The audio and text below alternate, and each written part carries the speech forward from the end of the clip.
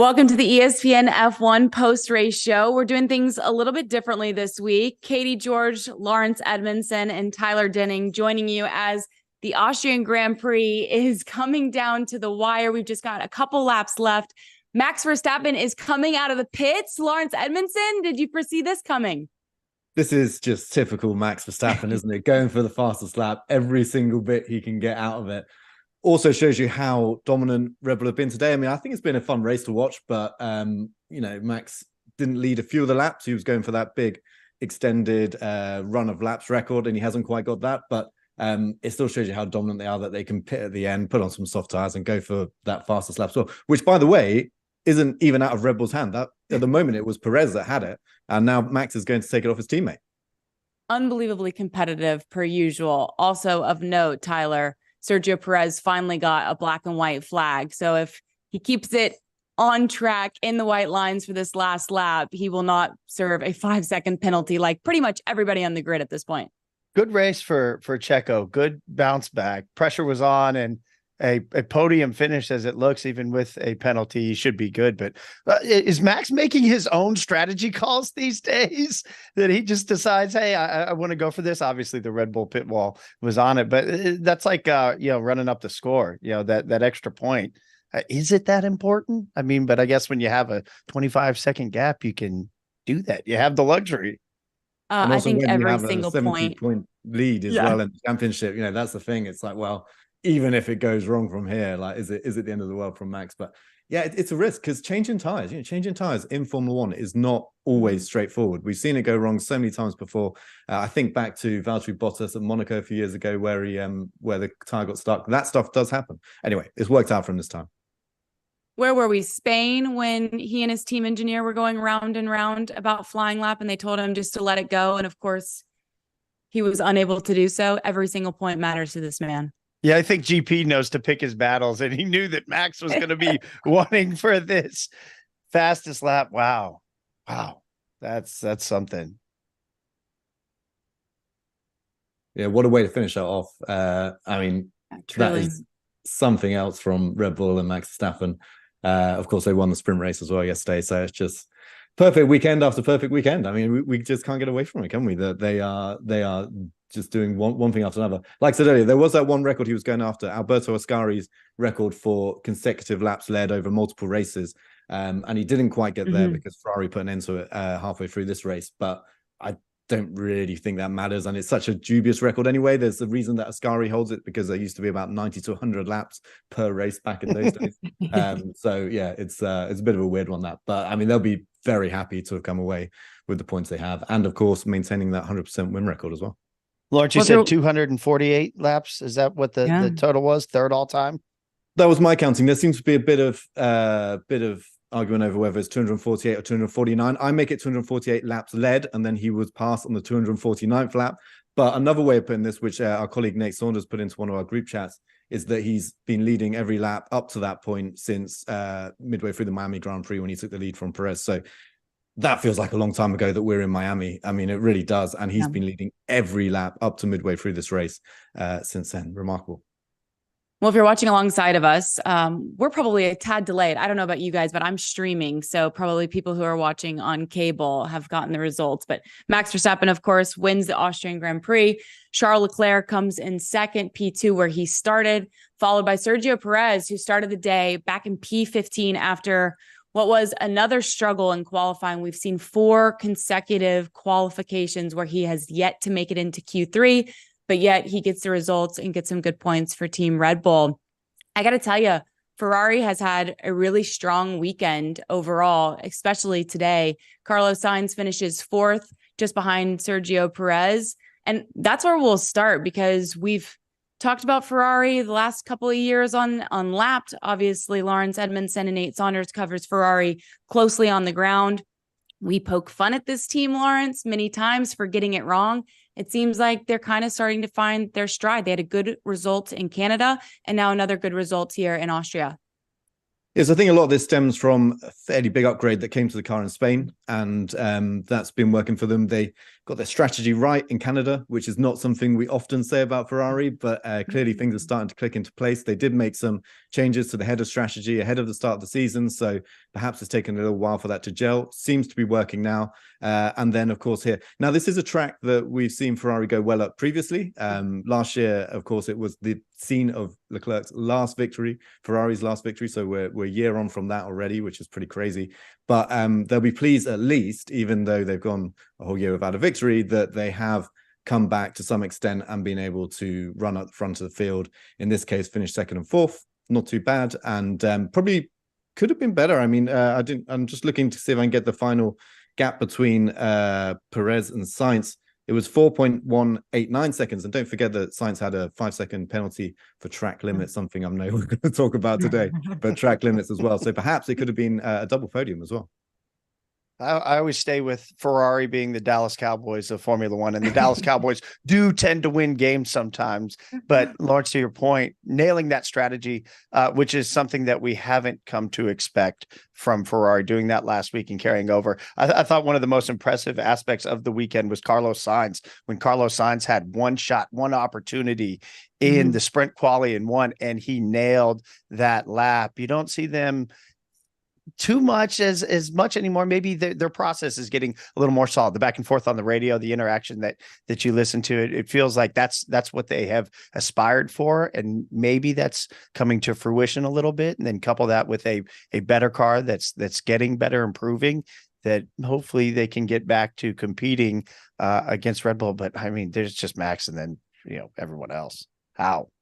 It was interesting. Carlos seemed pretty perturbed about his first pit stop. He felt like Ferrari decided to go too late to the pits after, I think we were under our first virtual safety car at that point, when it seemed like everybody was coming in, and he was kind of on the radio and upset. And it actually turned out to be the right strategy. Yes, they came in a little bit later than others, but that car, as you mentioned, Laurence, the upgrades are seemingly working. It had great pace, clearly more so than Mercedes. And I know we'll get into that. But then I did love the radio communication with Charles Leclerc when they said, "What do you think about a 3-stop strategy?" And there was a long pause. No. And that was just it. And then they didn't circle back to that one at all. And I don't think that was necessary to bring back up. I think this is why Ferrari get so much heat for their strategy, is because we hear it will play out in real time. Now, there's lots of conversations like that going on up and down the grid. I just don't think we hear quite so many play out on the world feed radio. And so it seems almost a bit unfair on Ferrari sometimes that they are making these decisions, collaborative decisions between driver and team. That's the way it should be. You should be taking into context what your driver is saying. But so often when it goes wrong, we also hear these conversations and then they look a bit foolish. But I think today they got it right. Carlos, I mean, maybe they could have done something slightly different there. That pit stop was a tiny bit slow because they were essentially double stacking, but they got away with it. And really, when Carlos looks back at this weekend, I think the one thing which he'll be disappointed about with himself is the track limits thing. Mm-hmm.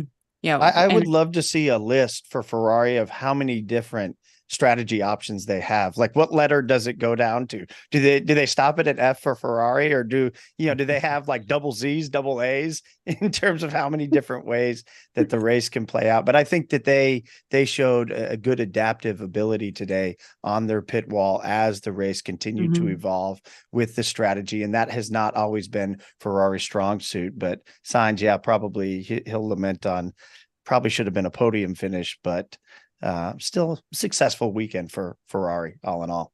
Progress, certainly. Tyler, I thought you were going to ask us for a list of all those who exceeded track limits and received a 5-second penalty, which I believe Laurence was keeping a live tally of. And did you run out of ink at all, or did you have to flip the page?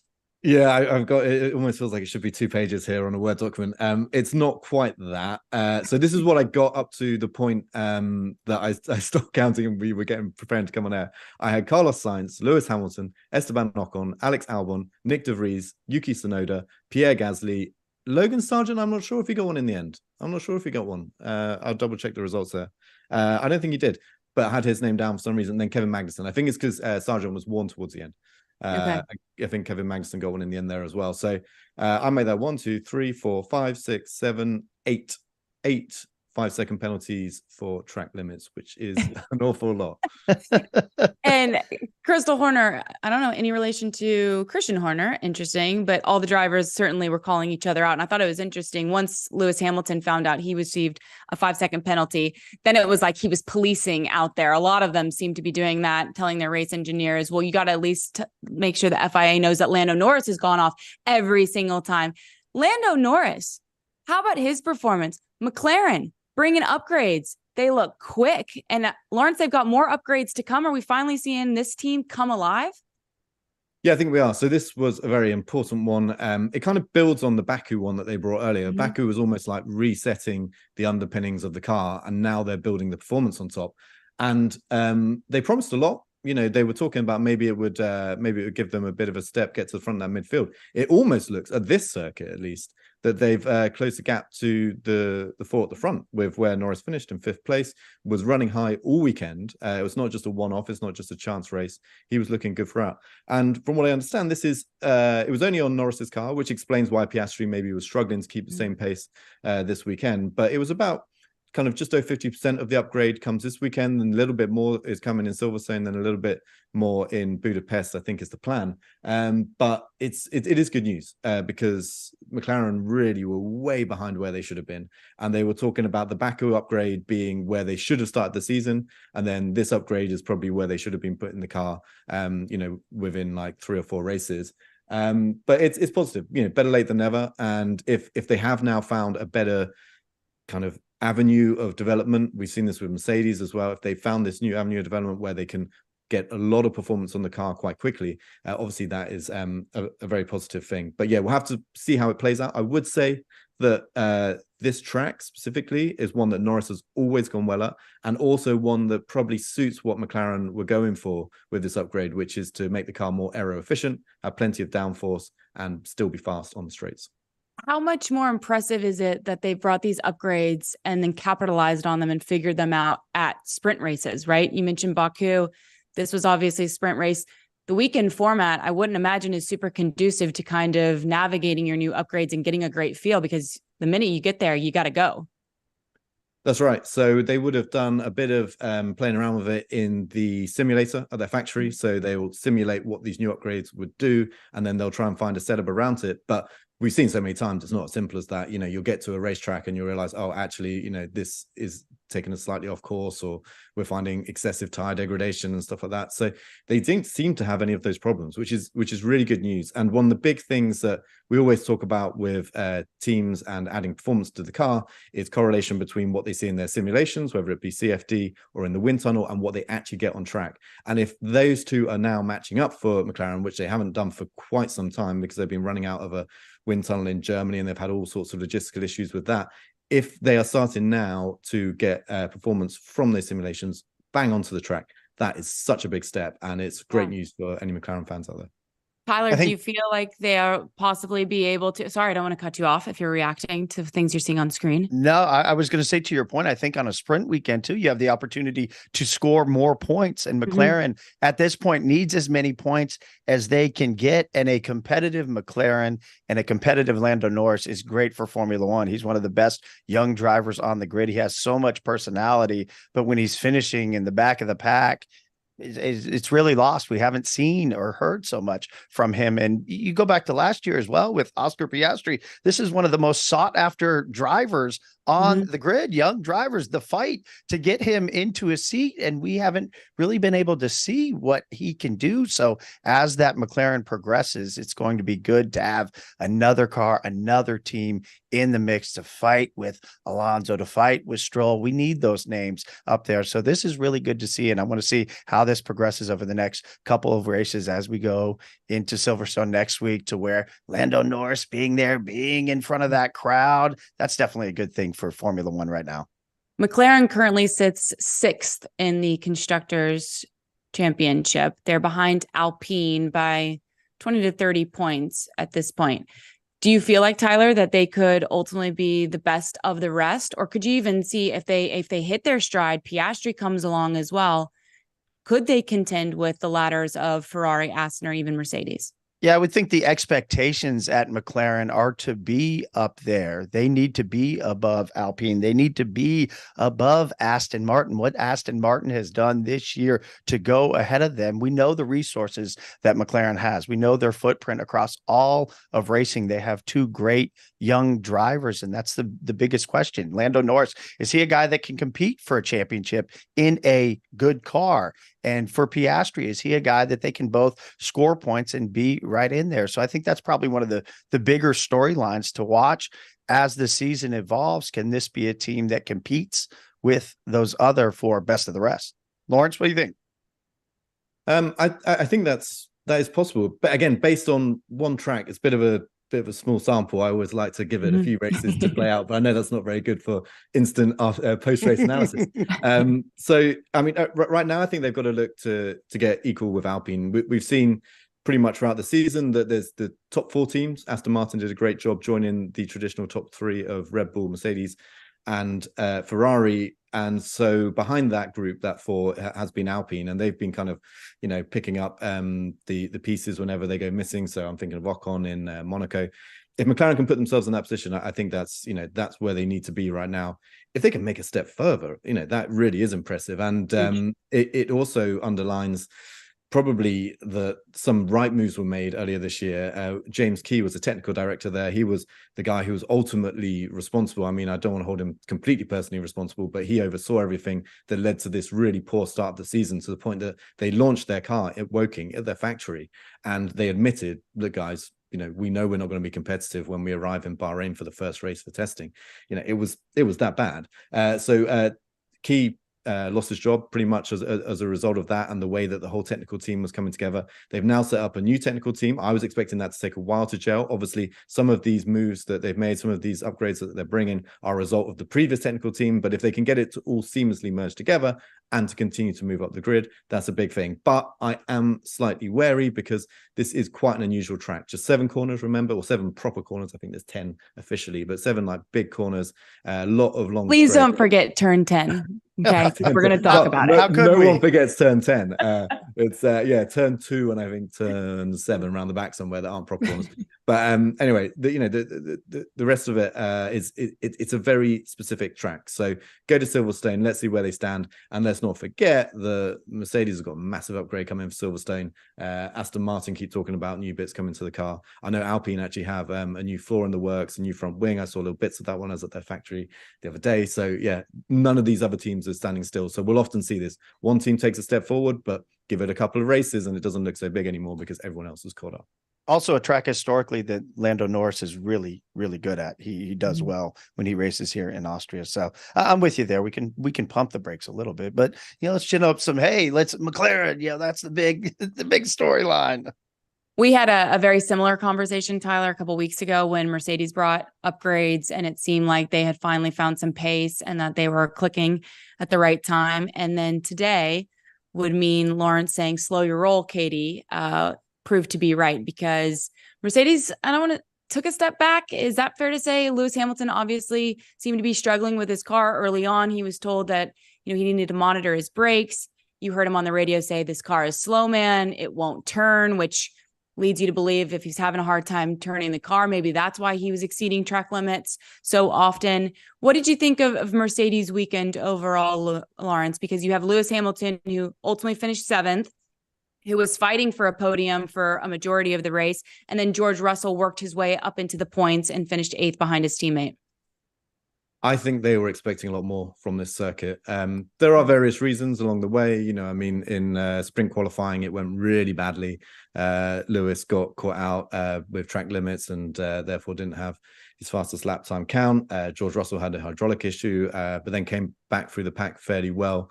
And on the back of that, I think they were expecting more from today. I really do. And Lewis, it seemed like from very early on, there was an issue with the brakes. You could see visibly in the braking zones, he was struggling to outbrake other drivers. And that's something which he's usually so good at, usually so strong at. And so I'd like to know a little bit more about exactly what went wrong with the car.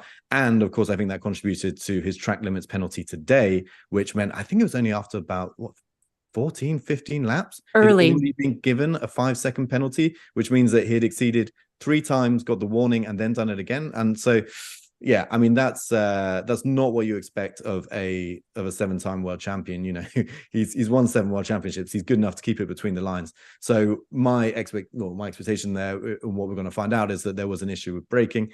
That's clearly going to create some issues down into 9 and 10, where he said he was struggling to get the car turned in properly. So we're going to see exactly what went wrong there. But again, to go back to that point of developments coming from all these different teams at different times, you know, we were talking about how great the Mercedes looked after its upgrades in Monaco. Well, that now seems like a long time ago, and they cannot wait to get the next batch of upgrades on the car in Silverstone, which apparently are going to be just as big, perhaps bigger. With that, Tyler, if the upgrades prove to be a step in the right direction, another step in the right direction, could you foresee somebody other than Max Verstappen winning at Silverstone? No.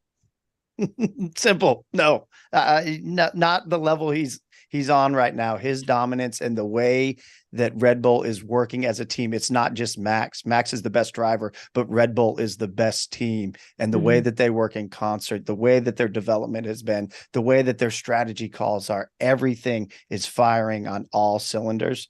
So no, I don't think so. I mean, barring anything, you know, out of the ordinary. I mean, collision, we've obviously seen things in the past, but I just don't see it. Max is too dominant right now. I'm glad you bring up collision, because we've had a great run of qualies lately. Qualies have been a ton of fun. Obviously, we had Max and Checo exchanging words over the radio in turn 1 and then turn 3. They both thought the other kind of pushed each other off. And then we had the great kind of picture of the two after the fact discussing it. But apparently there's no rift between the two. They've worked through it, Laurence. They're all good moving forward. And clearly they got results today. Yeah, I think the PR people got to them before they could say what they really felt to the media, didn't they? I mean, in the car, there was no doubt about it. Yesterday's sprint race, they were not happy with each other. And rightly so, I would say, from both sides. I mean, Perez really did squeeze Max onto the grass coming out of turn 1. On the right-hand side of the track, usually the cars end up on the left-hand side coming out of turn 1. So, you know, he made a big effort as well. And Anthony Davidson did some great analysis of it before the race on Sky Sports, where he showed how Perez even had a little glance in his mirror to see where Max was and still put him on the grass. So I understand why Max was angry. And then Max basically just left his braking way too late into turn 3, knowing that, okay, if he did it, he might run wide, but there's a bit more grip on the outside of the track. And what's more, he was just going to keep pushing Perez off and off the track. And then again, they had a bit more into turn 4. So, I mean, that was aggressive racing. I personally, great to see. I love to see that kind of stuff. That's what this track, Austria, is so good at providing. But it's not usually what you expect to see between two teammates on the first lap of a sprint race, where the difference between first and second is just a single point. But I guess that also shows you, one, how much Perez knows he needs to do something to try and get back into this apparent title battle. I don't know if we can still call it that. And also it shows you how much Max just wants to win absolutely everything. So I think it was fun to watch. I think they genuinely did kind of patch it up a little bit afterwards. But if you see the photos of them in Parc Fermé when they were in that FIA garage talking to each other, they did not look happy with each other at all. The body language was not good. But by the time they got up to the press conference and people were able to fire questions at them, they were like, "Oh, it's no big thing." Yeah, you guys write your stories, away you go. But once they got to the press conference, it was great. They had some back and forth banter, and Max said, "Hey, if you want to make it the big story," but I thought it showed some of the maturity and the dynamic of that relationship. Max talked about, "Hey, this is human beings," I think is exactly what he said. He said, "We talk it out. We have questions. We clear the air. We don't need to write a whole story about it." And then Checo jumped in. He said it was kind of a boring race. So if you want to make that the story, make that the story. But the dynamic, I think, can get overblown maybe between those two, and everybody wants to drum up controversy. They're both competitors. You expect them to be competitive, especially with Checo and the seat that he's in. But I think it's very admirable the way that he challenges Max, and then the way that they can get together. And we've seen multiple stories over the last couple of years, but it feels like cooler heads always seem to prevail. Yeah, no doubt. But I will say, after the sprint race, and I stand to be corrected, I said quali earlier, and I'm discombobulated with all the different events that happen on the weekend. And we'll actually talk about the format and if it's in sequential order properly in a little bit. But after the sprint race, when they came over to do their 1, 2, 3 interviews, you heard Checo say to the interviewer, yeah, well, Max is angry. And then it got a lot softer as they then went to media. So yes, Laurence, I think you nailed it. That PR got to them in time to say, okay, let's get on the same page here about how you're going to present yourself when you sit next to each other. Another storyline that I thought was interesting during this race, Fernando Alonso finishes 6th for Aston Martin. His teammate dropped back after pitting, dropped down to 14th, I think Lance Stroll did, but then he finishes 10th. What did you think of Aston Martin's strategy today, Laurence? And did they just simply make the wrong one with Lance Stroll? Yeah, Lance had a funny race. Seems to go backwards. I need to look into that. I couldn't see an obvious reason where they got it wrong. Maybe one of you guys did. But then he's always up against that benchmark of Alonso. And Alonso started on the hard tires, which seemed like a bit of a well, it's unusual. And he was one of the only drivers in the top 10 to do that. I think the only driver in the top 10 to do that. And it paid off. It worked for him. But that is the thing, when you're up against Fernando Alonso, even in a weekend where it looked like Lance was starting to get a little bit more on level terms with Fernando just pulls out a race like that. And it must be quite it must be quite difficult for Lance to deal with that, because he's got to look at it and think, what went wrong today? And I think any other teammate, you'd have the odd day where you underperform and it doesn't really show up, and you can kind of just brush it off. And maybe, personally you've underperformed, but no one else is quite aware of it. With Fernando, you never get those breaks because he's always going to be absolutely on it. And I think given the car, given the performance that it was going to have around here, it's not a track that really suits it. I think 6th place, which is what Fernando got, was the max, but Lance is not great down 10th. Yeah, Alonso gained 1 place and Stroll lost 4. And now the count is Alonso 7-2 in qualies over Stroll, and Alonso 8-1 by my numbers in race finishes over. So, I mean, but that's Fernando Alonso. Can you get more from Stroll? I think so. And that'll be, that McLaren conversation we had earlier, and you need both drivers to be scoring points at every opportunity. So Aston Martin, the same thing. You need both drivers to be scoring points. And at this portion of the season thus far, Alonso has been doing the lion's share of the work for that team in terms of point scoring. Maybe Lance needs to walk over to the Red Bull garage and say, Sergio, could you just give me some wisdom? What is it like when you're operating against a machine and your teammate, and how do you handle it? Yeah. Possibly so. You go back to, I loved what you had said, when Checo had said, what's wrong with Max today? That was, I think, the radio call. So, maybe Stroll needs to try to poke the bear a little bit with Alonso and gin up some fire a little bit. I don't know. Would you poke that bear, Laurence? Would you poke the bear of Fernando Alonso? Because I think he would bite back a lot harder than some of these guys bark. Yeah, I mean, so far Fernando's been kind of nice to Checo, hasn't he? To Stroll. He compliments him on his driving when they're not on the track together. There's lots of occasions where where I think he's gone a little bit lenient on Lance, but I don't know. I was just looking back at Lance's race, and he did 3 stops. So I'd like to know the reason for that. This seems like strategically not a great call, because the only other drivers that 3 stopped were Oscar Piastri and Yuki Tsunoda right down the bottom, and of course Max Verstappen, because he had the luxury of going for a fresh set of soft tires right at the end to get fastest lap. So yeah, I need to dig into that. What quite happened there for Stroll before we all lay into him and say that he's completely lost it, because it was definitely a better weekend for Lance. Do you guys think that we'll see any fireworks between those two at any point this season, or is Alonso knowing where his bread is buttered, so to speak, and he's going to keep it right down the middle of the fairway? Well, I think there's a bit of that, but I think the other thing when it comes to driver rivalries is it needs to be competitive. It needs to, that's when you get the sparks flying, is when they're taking big results off each other, or they're both going for a championship or something like that. That's when these relationships start to get a bit nasty.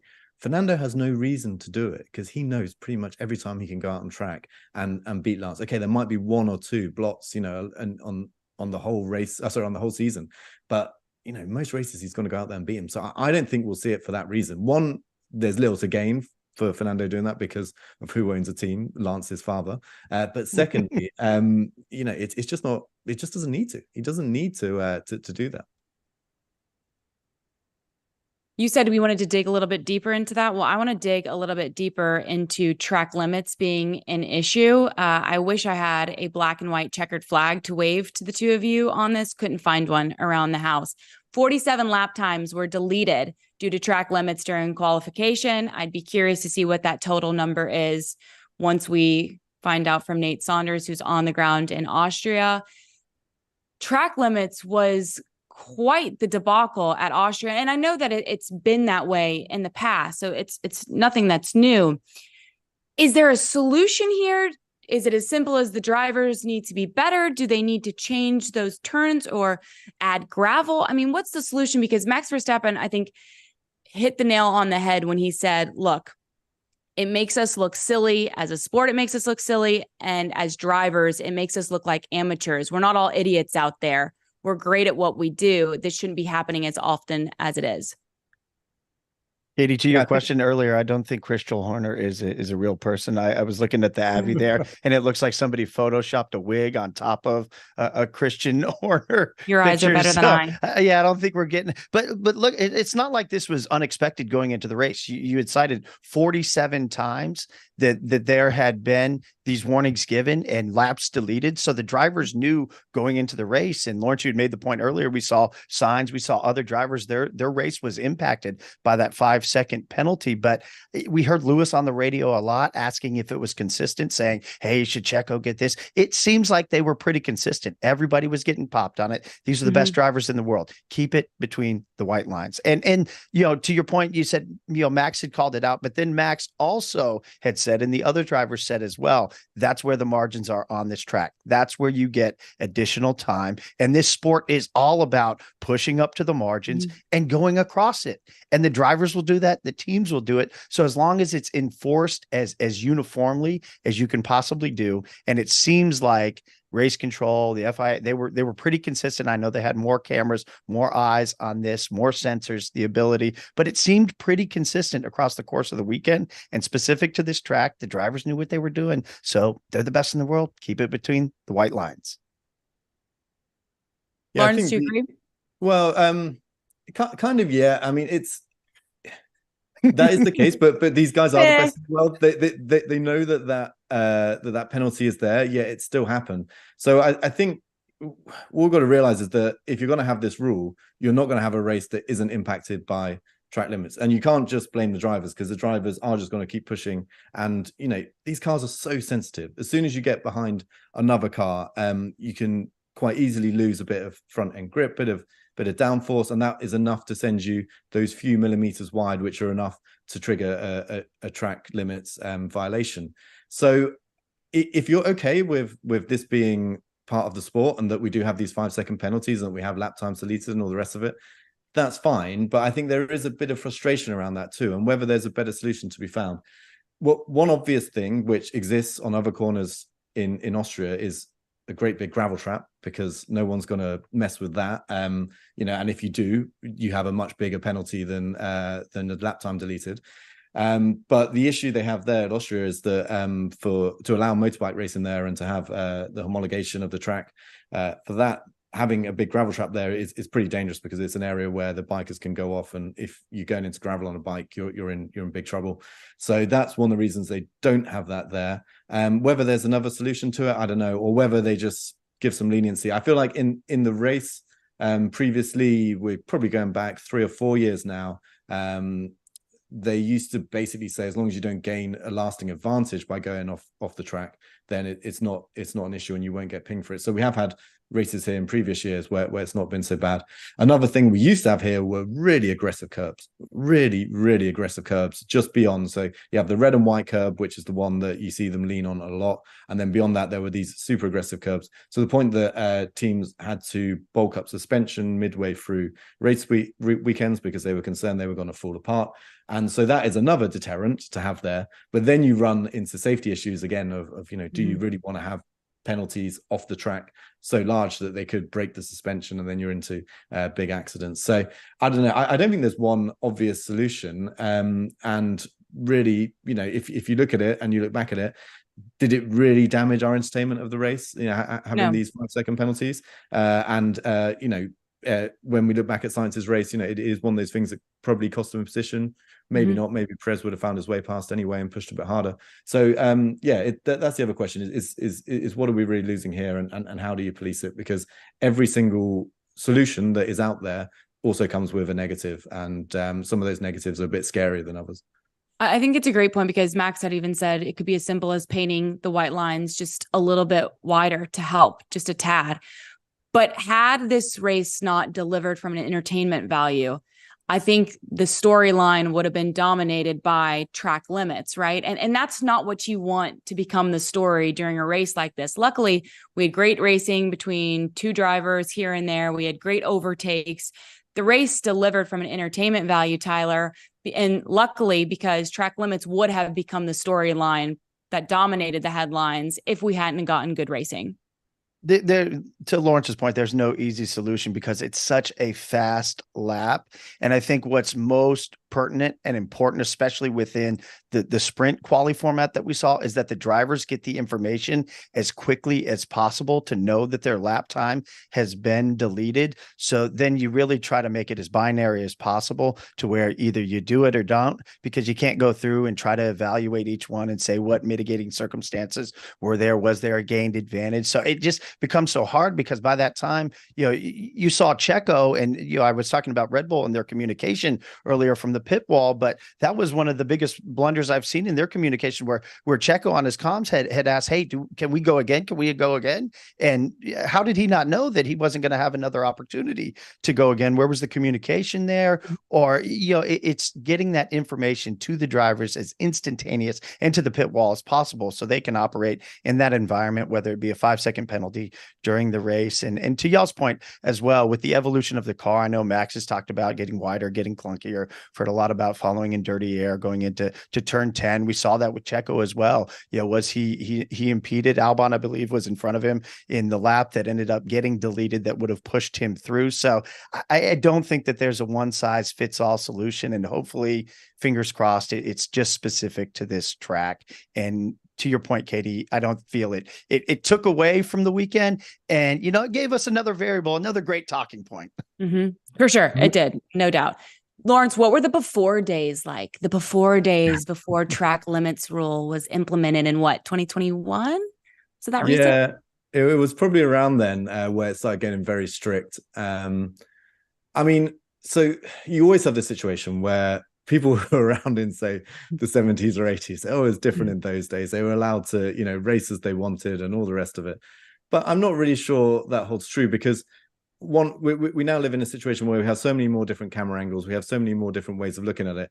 And if a driver wins a race, let's say by, consistently abusing track limits while everyone else was trying to stay in it, then that doesn't seem fair either. So you've got to have rules. And the more, I think the longer this sport goes on and the more the technology improves and the more our visibility of what's going on with the cars improves, the more kind of nitty and picky we get about them making errors and doing things like straying across white lines.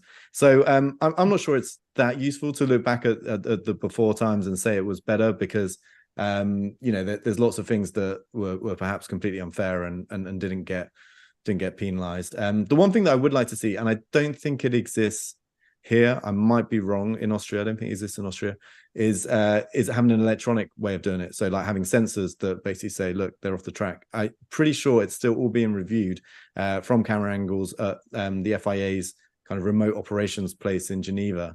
And that to me is probably the reason why we sometimes get these slightly delayed decisions.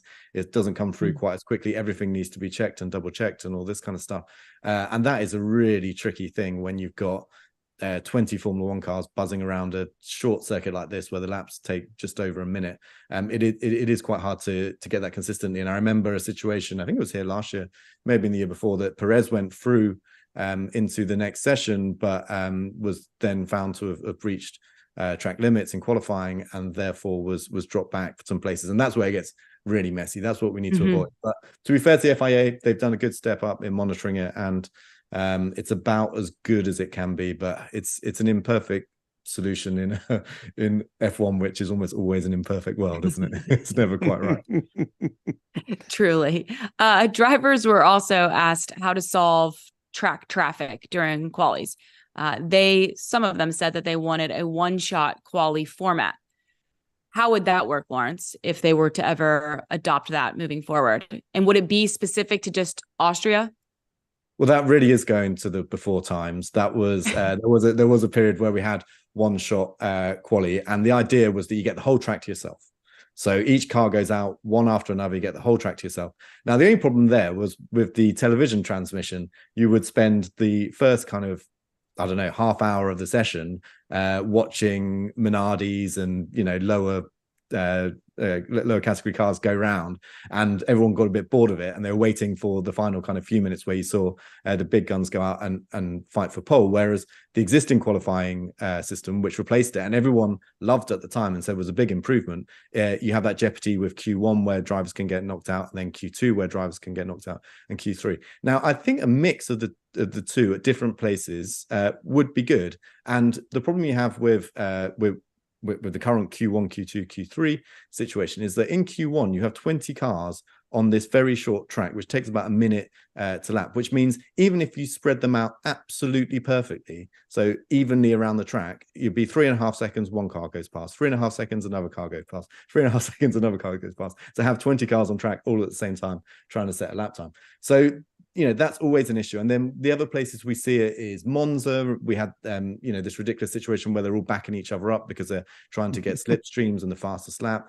We see it there. We see it in Monaco. Cars trip over each other, impeding penalties handed out, which is another one of those frustrating penalties that can lead to a 3-place grid drop. Max Verstappen very nearly had one going into this weekend. He was investigated for it with Kevin Magnussen. So, yeah, I think at certain circuits where we see a lot of backing up, shorter circuits or quicker time circuits, it could actually be an interesting thing to throw into the mix.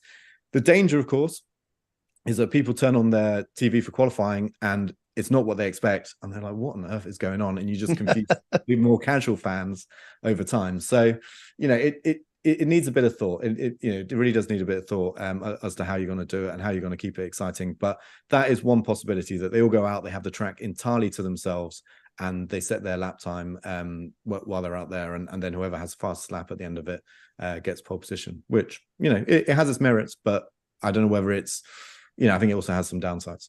Proposition. What if we've seen on these sprint weekends that it's kind of a test bed for different things? What if on maybe some of these sprint weekends within the sprint quali, we did one-shot qualification? I know we all really enjoyed, and probably some of the most entertaining aspect of this weekend was during the sprint quali that there was so much chaos. But, you know, that ability, I think sometimes lost within the race or within the course of the weekend. You talk about one driver, one car being on the track. We don't get to see. Fernando Alonso had made the point about, you know, sponsors and getting to see those, but talking about some of these drivers that, you know, sometimes we can go a whole race and we don't see a single driver. You don't talk about them. You don't talk about what the evolution of their season is, where their progression is, what their point scoring is, because the rest of the race is happening. So, yeah, I think they've used the sprint weekends and shown some flexibility. Maybe for some tracks, you go to a one-shot quali for a sprint weekend. What are our thoughts? Yeah, go ahead. I think that's a great shout. You know, the sprint weekend's already an experimentation. Of course, they changed the nature of the way the sprint race slots into the weekend this year already. There's talk about maybe changing that further down the line as well. So yeah, why not like test then? And also, I think it is a bit strange because we have actual qualifying on a Friday evening of a sprint weekend. And then Saturday morning, we're going to do it all over again, just with these slightly smaller time margins. It feels like Saturday just exists on its own now. You know, like, we get things started Friday, and then Saturday's its own independent day, and then Sunday's the race. Could we not do it in sequential order? Could you not come in and immediately you had alluded to that earlier, shootout, then go into the sprint race on a Friday, and then Saturday is your normal Saturday. We have qualification, and then we have the race. It just feels discombobulated to me, which then would lead me to our question. How do we feel about the current sprint format after 2 races? I'm in for it. I think that continuing, you know, the point I was just making, continuing to use it as a test bed. One of the things that I would like to see is them incorporate more feedback from the drivers, work more with the drivers, what the drivers would like to do.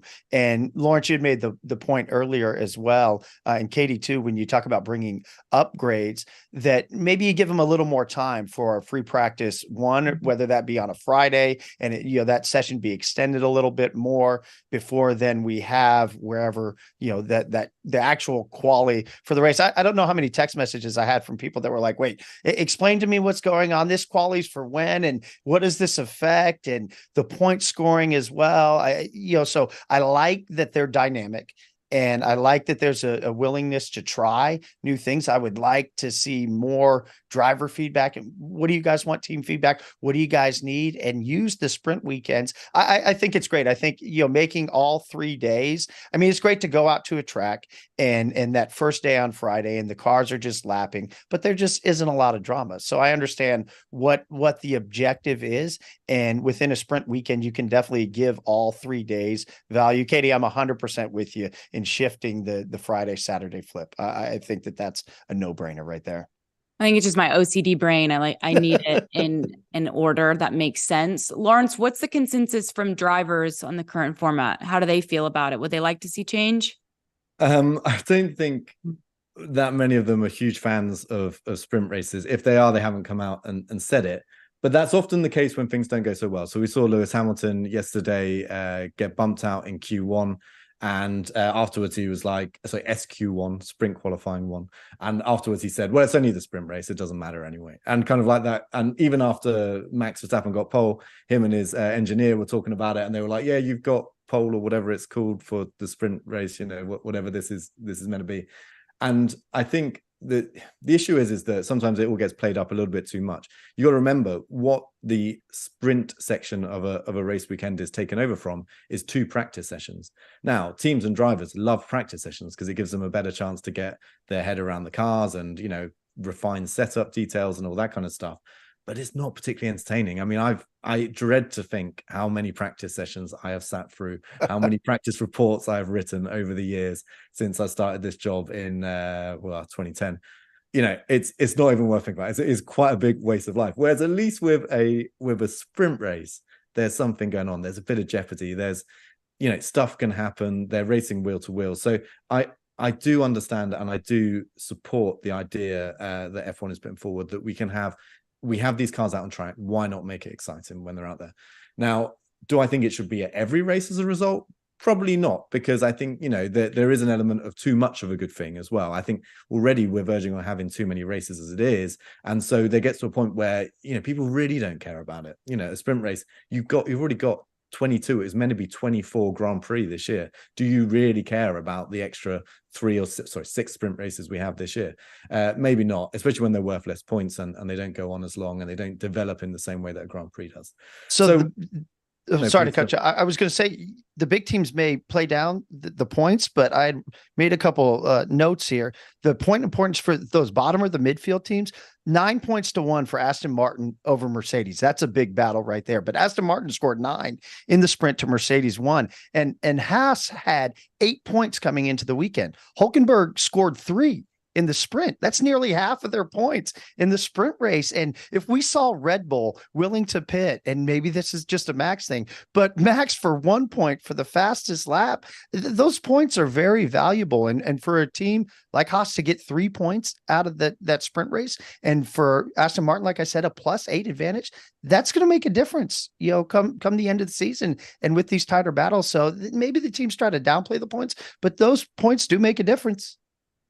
Sure. Yeah, I think it depends a little bit on the circumstances, doesn't it? Because if you ran a perfectly dry Saturday yesterday, I don't think there's any way Haas are getting in and get some points because not only are there fewer points on offer, they're to fewer cars as well. You only give points to the top 8. So in that specific example, it did help Haas, and I'm sure Aston Martin had a good Saturday, not such a good Sunday. So you're building that in, but I don't know. It's a tricky one. I'm there just feeding back a little bit of what the teams say, but as I said before, I would definitely prefix that with the fact that when they have bad weekends, that's when they get upset about it and they say, "Oh, it's not so important." If they have a great sprint race, they won't stop talking about it. I want to switch gears, and I hate singling this guy out because he is new to the grid, and I think that he's gotten I don't know, some unfair assessments and evaluations and some unfair comments in the media, but it happens when it's your team boss or somebody who's prolific in the team organization. That's Helmut Marko, who has been critical, certainly, of Nyck de Vries. Nyck de Vries started 20th today, finished 15th. I don't know if we would say that is a win in the eyes of Helmut Marko and Red Bull, but Nyck de Vries has certainly come under pressure as of late to put together better results. What did you think of his weekend overall, Laurence? How did you feel about the media narrative that he is under pressure and his seat is possibly up for grabs if he doesn't start performing? Yeah, so this was kicked off by Helmut Marko on a podcast, I think the Inside Line podcast, where he said that Christian Horner had doubted whether AlphaTauri should take Nyck de Vries this year, and so far those doubts have been proved correct. So that was the context going into this weekend, on top of a bunch of pressure that had already been applied to de Vries about his performances and ultimatums. And now apparently there's an ultimatum that until the end of the first half of the season, so before the summer break, Spa, in 3 races time now, he had to improve or he would get cut. It didn't go well immediately as soon as he got on the track in a competitive session, because he qualified last overall in the Friday qualifying for today's race. There were signs of improvement along the way, but it's so difficult when you're at the back of the grid and you're in a car that isn't that great anyway, and then you're trying to perform on top with all that pressure. I don't feel like this was one of those races that, you know, will go any way to saving his chances of staying in F1 long term. But you know, okay, at least today things didn't go massively wrong. Although he got a penalty, didn't he, for pushing Magnussen wide at one point well, which seemed a bit unnecessary. So yeah, you know, maybe that's a sign of the pressure as well. But I don't think we saw a reaction necessarily either way when we look at the weekend as a whole. I don't think he completely dropped the ball, but at the same time, there wasn't enough improvement compared to where he has been so far to kind of completely discount what Marko and Horner have been saying. Well, I think Tyler, Dr. Helmut Marko sent a pretty emphatic message in that he came kitted up to the track today in full race suit with the boots. I mean, come on. This is the message. Look, if you're not going to get it done, I'm going to jump into the car. He did end up changing out of that for the race, but a former racer himself, I thought that was one of the better pictures of the weekend. But I think when you look at de Vries, and, you know, it's always the best point of reference is comparing to your teammate. 7-2, 7-2, the qualies, Tsunoda in favor of de Vries, Tsunoda as well, 7-2 now. So that was a big for de Vries to finish in front of Tsunoda. Tsunoda had issues today as well, but the pressure's obviously on. It feels like AlphaTauri, there's a lot going on, Laurence. You're a little more plugged in and you know that, but you know, the name change that we've heard talking about and really, you know, where they want to get, I don't think they've had the best car. I know that a lot of drivers have talked about the performance of Yuki Tsunoda this year and saying, hey, he's been one of the better drivers on the grid. So that doesn't help. I think de Vries, when he had deputized last year, there was a lot of hype. He had come in, he had done well for Williams. So, you know, this is an important stretch for him. I still think it would be a little preemptive. I don't like the idea of pulling a racer mid-season. You have to give him, and, you know, compare him to the other drivers that are on the grid for the first time this year. Is he doing markedly worse than them? I don't think so. So I think he still deserves some time, but he said it himself in that the results need to be on the track. So the pressure's there, and Helmut Marko looks like he's ready to jump in the car. had Helmut Marko jumped in the car, would he have kept it inside the white lines? Yes or no? No, absolutely not. In his day, they used every bit and beyond, although it was mainly gravel traps beyond. But yeah, I don't think so. I don't think so. Why is this a different situation? You mentioned the rookie drivers, Tyler. Obviously, Oscar Piastri, I think, has kind of separated himself from the other rookie drivers based on his performances and the job that we've seen him do early on here with McLaren. Why aren't we talking about Logan Sargent in the same way that Helmut Marko is talking about Nyck de Vries? Why is it different at Red Bull or with AlphaTauri than as compared to maybe at Williams? Laurence? Well, I think the big issue is that it is the Red Bull junior team. You know, that's where the pressure comes from. There is this expectation, we've seen it again and again, that drivers coming into that scenario have a huge amount of pressure put on them, because they're basically either the next guy who's going to make the step up to Red Bull, or eventually they're out. And so I think that's part of it. I think also with Nyck de Vries, he's an unusual rookie in that he has a huge amount of experience, because he's been around much longer. He raced in Formula E, was a champion there. He was a Formula 2 champion several years ago. So there was probably an expectation that he'd go a little bit better, and this was almost like a second career chance anyway.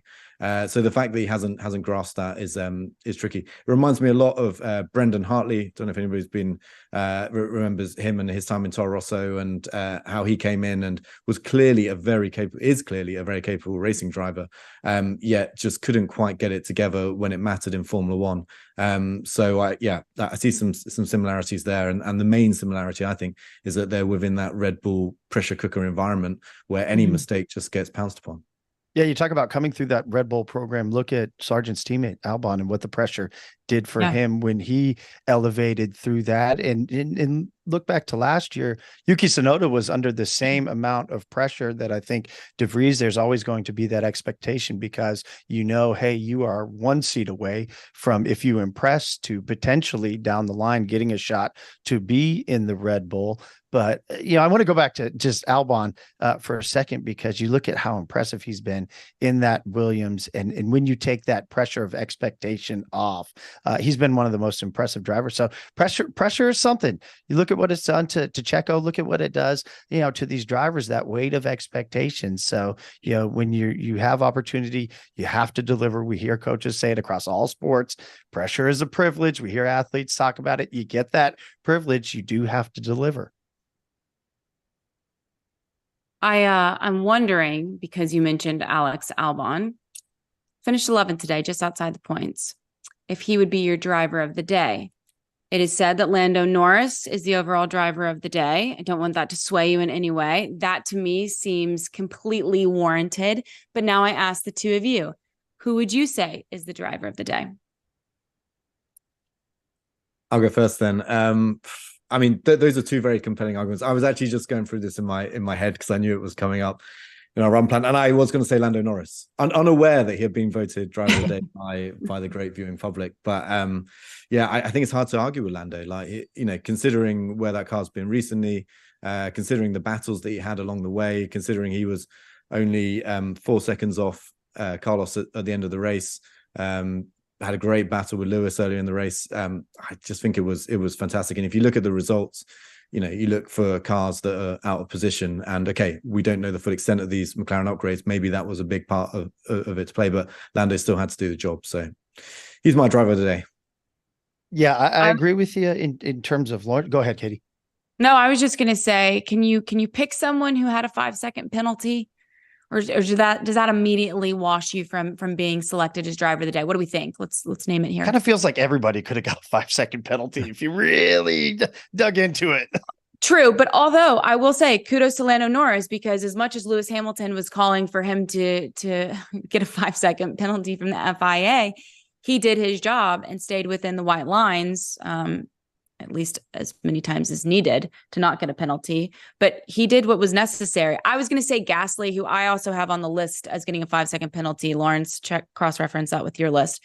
But I thought Gasly had a great drive regardless of the 5 seconds and did a nice job for Alpine, with Ocon being on the outside looking in. So getting some necessary points for that team. My Norris is the easy pick, but I think a guy, Charles Leclerc, a team that needed some consistency, that needed to really steady the ship. They had the upgrades that we've talked about, that we saw, the expectation with Ferrari. But Laurence, you had made note, it's been a full calendar year now. The last race that Ferrari won and Charles Leclerc won was in Austria last year, if I'm correct. So the expectation at Ferrari is to compete and win for races. And we knew that they had a good track that they'd be able to compete on. And sometimes it's just about connecting the dots and delivering. Leclerc was a little under the radar, but I thought he had a steady performance all the way through the week. And to be on the podium again, I think, he warrants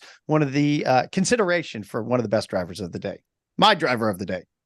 And you know what? He needs that, right? He needs to start putting together good drives, good points, because I think from a mentality standpoint, he has weathered quite a bit early on in this season. So that's going to be a great thing for Charles Leclerc to regain his confidence moving forward. Okay, my favorite segment, the doghouse. Which team principal, pit crew, driver would you put in the doghouse based on their performance just today or overall the entire weekend? Okay, shall I go again first? This might be slightly controversial, but I'm going to pick Mercedes and put the whole of them in there because I think operationally it's going to be a full doghouse. It's very, very full doghouse, but they're all in there together. You know, Lewis with his track limits penalty after, just something that's, we said there were potentially mitigating circumstances, but still 7-time world champion. You can always drive a tiny bit slower. George Russell didn't have a bad weekend, but there was a hydraulic issue on his car. Lewis as well in SQ1 missed out. So overall, I put them there. And of course, in the final results, they had an Aston Martin team ahead of them. They had a McLaren car ahead of them. They had two Ferraris ahead of them and two Red Bulls. So if you look at where they were overall, I think they will look at that and say, look, that's pretty concerning. We need to be further up. I do believe they'll get further up in Silverstone, but yeah, for this weekend, I think Mercedes didn't perform as they should have done. See, in our one-shot take format, you getting to go first, you had the best lap because I was going to go Mercedes as well. You look at Hamilton, P2 in Spain, P3 in Canada. So to come into this weekend, and I think we saw that you guys probably saw Toto. He was talking about the impeding maybe a little bit, and there was some bickering. I always like a good Toto Christian Horner beef, always a good Mercedes Red Bull, but talking about that lap that Hamilton had lost, deleted earlier, and it was when Max was finishing a lap. But then we heard Hamilton on the radio a lot across the course of the race, where it seemed like he was trying to police other drivers. A lot of frustration for Mercedes, and it felt like they were progressing down their path, and maybe it was track specific, but the development was getting better, and the questions were out there. Hey, is Hamilton going to be able to break back in and win a race at some point? I know that Russell did it last year. That was the big question. He broke through finally in Brazil. So I think easily the biggest loser out of this weekend was Mercedes as a team. And now where do things stand? I haven't looked at the latest constructors. Where do they stand with Aston Martin? You're asking me to do fast math. Oh, there we go. In front of you. The oh my gosh. Ahead. Our beautiful production team. Beautifully done. Red Bull. Should we even mention them? Probably not. So Mercedes just 6 points ahead of Aston Martin. So it's getting close. Ferrari, though, again, 2 good weekends in Canada and Austria to put them in a close fourth. And then obviously Alpine is far, far behind. I am going to add to the doghouse, if you guys could move Mercedes over to at least one side and make some room. I'm sorry, I'm gonna throw Haas in there. Ooh. Come on. Nico Hülkenberg, he started 8th today. He doesn't finish because we finally solved that it was an engine problem. Obviously there was tons of smoke going on, but he was unable to go, so he had to park it on the side. K-Mag finished 19th on the weekend. This comes after the Canadian Grand Prix where Nico Hülkenberg, where did he start, Laurence? 5th in the Canadian Grand Prix, and then he finished 15th. I can't remember exactly how high up there was a penalty that he had to serve, so he dropped back. But he was top 5, top 10 certainly, and he finished 15th, and K-Mag finished 17th on the weekend in Canada. For such a likable group of people, I just want them to get it together. And they've been doing their job early on in the weekend. And then when it comes to race pace and getting it done on a Sunday, we just haven't seen that from them. So I would throw Haas in the dog pound. Is that a good shout? We will allow it. I think we allow it. They did have a good day yesterday. They did. Nico did well. 3 points is big. 3 points is a big deal. But I want to see it on a Sunday. Damn it! Yeah. But the point stands is that tire degradation is just such a big weakness for them, time and time again. And we saw that today. Well, Hülkenberg obviously had the mechanical issue as well, but we even saw that yesterday. They were, when the opportunity came up to change tires, it wasn't a clear decision for them. They probably would have finished 6th either way, but it wasn't a clear cut. Yeah, this is the time to change tires. Yet they did it because they were worried that they were just going to destroy those intermediates over the course of those 24 laps, which we saw, the top 5, it didn't happen with. So there's still just this very obvious weakness, but that car on a single lap is good, isn't it? There's something in there, which is, I was joking earlier.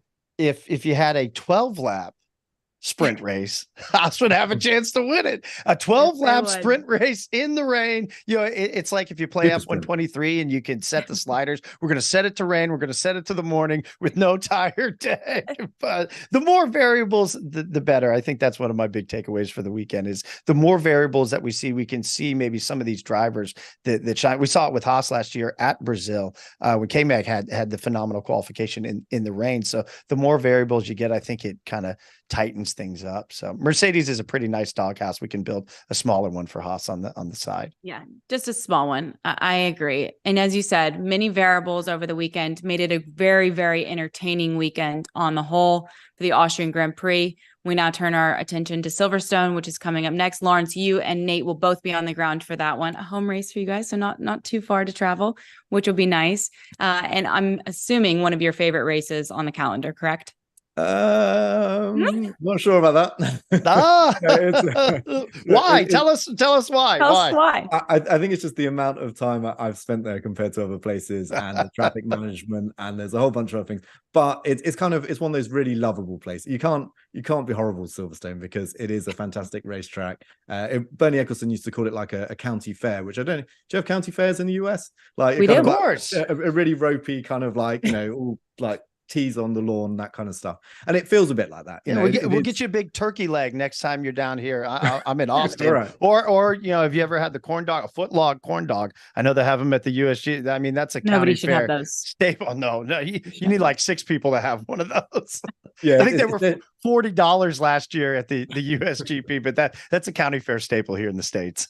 All right, I'll take that challenge on. But you got to come over to Silverstone and have some tea and scones on the infield, on the grass, on a nice little picnic blanket. Is Silverstone that's second? The way we roll at county fairs here. The second most desirable win behind Monaco on the calendar still? Yeah, good question. I think for every driver, it's Monaco and home race are pretty tied. But if you don't have a home race, Silverstone's got to be up there. Obviously, location of the first ever Formula One race, so there's plenty of history as well. But it can be a challenging weekend sometimes, just because of the infrastructure and so on. But Katie, you had asked me, but I don't think we heard Laurence. Can anybody challenge Max? Well, I said a couple weeks ago that maybe Mercedes would be able to capitalize on these upgrades because they have another big package coming to Silverstone. But I now think that I question that based on their performance in Austria. Yeah, I kind of agree with that. Unless something goes wrong, I can't see a way that the Red Bull doesn't win. But that's also why I think that they will eventually lose out on a race somewhere, because to get everything right for 22 races in a row is just so difficult to do. Yeah, truly it is. Well, we can't wait for that. And we can't wait for your coverage, Laurence. Thank you to the both of you for joining the ESPN post-race show. Don't forget that we've got new episodes coming out on Unlapped every single week, wherever you get your podcasts, as well as on YouTube. Nate Saunders, fresh back from Austria, will give us his perspective from the ground on what all went down this weekend. So you can catch that wherever you get your podcast. Make sure you hit us with a 5-star review. You guys enjoy your Sunday. Enjoy the 4th of July. Tyler, not sure if you would celebrate, but just tip your cap to us over there, Laurence, please. I'm going to celebrate anyway. Thank you very much. Thank you very much. Have a nice pint. And we'll see you next weekend on the ESPN post-race show. Thanks, guys. Cheers. Thank you.